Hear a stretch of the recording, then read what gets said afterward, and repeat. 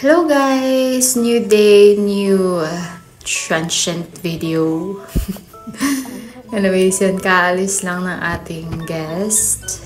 Pinapakita ko lang dyan yung mga naiwan nila. Ayan, may siopaw sauce pa. Tapos yan, may dragon chocolate. And then yung toilet. Itong kanin na to, madalas binibigay ko yan sa mga aso sa kapitbahay. Pero ngayon kasi medyo malambot tsaka matubig na siya kaya tinapon ko na lang. Then after nyan, tatanggal tayo ng mga bed sheets, pillowcase. Bale, 2 kwarto yung nagamit nila. Bale, yung last guest namin, mag-e-exam sila sa SLU, I think. Kasi naalala ko nagtanong sila if malapit sa SLU and sa Pines Colleges ba yun.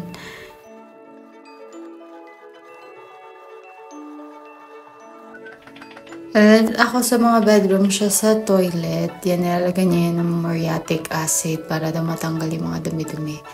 And kung makikita nyo, ako nagpo-phone kasi habang naglilinis, naghanap tayo ng guest na gustong mga naghahanap ng transient. Kasi after ata niyang guest na yun, wala na kaming next guest. Parang next 3 days pa magkakaroon. So naghahanap ako habang naglilinis. And after matanggal ng mga bedsheets, maglalagay na ulit tayo ng mga bago. Tapos na ako dun sa master's bedroom. Dito naman tayo sa pangalawang room. Ito yung bunk beds. And then, ayan, pinupunasan niyo yung mga pinggan para hindi siya mag-moist sa loob. And para make sure na malinis. Minsan talagang dinodouble wash pa namin yan kasi minsan naiiwan yung mga oil. Tulad niyan po mga nagluluto, tumatasig-tasig yung mga oil. And then, pupunas ang tables and chairs. Kasi minsan may mga alikabok-alikabok dyan kasi nakabukas yung bintana. Pagkatapos niyan, last na gagawin ko mag-wawalis. And then, pupunas ng ref. Kasi minsan may mga naiiwan na mga crumbs, minsan buhok meron din.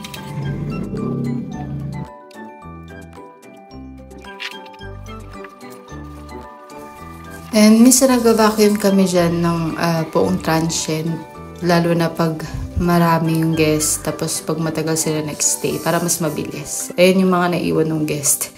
Iiwan na lang din namin para malay mo may gustong kumain next guest, malinis naman yun. Then pagkatapos yan, tapos na ako, siya magmamap na lang. Tapos, ayun yung bonfire area namin. Akit ako maglalaba. Ako yung mag-uumpisa niyan maglalaba. Diba? Ano si Pablo nung ulit. Pagkatapos ko dyan, siya na yung magtatapos dyan para hati kami sa mga gawain. Anyways guys, if may naghahanap ng mga transient sa Baguio, please message me and follow us on our Facebook page. Bye!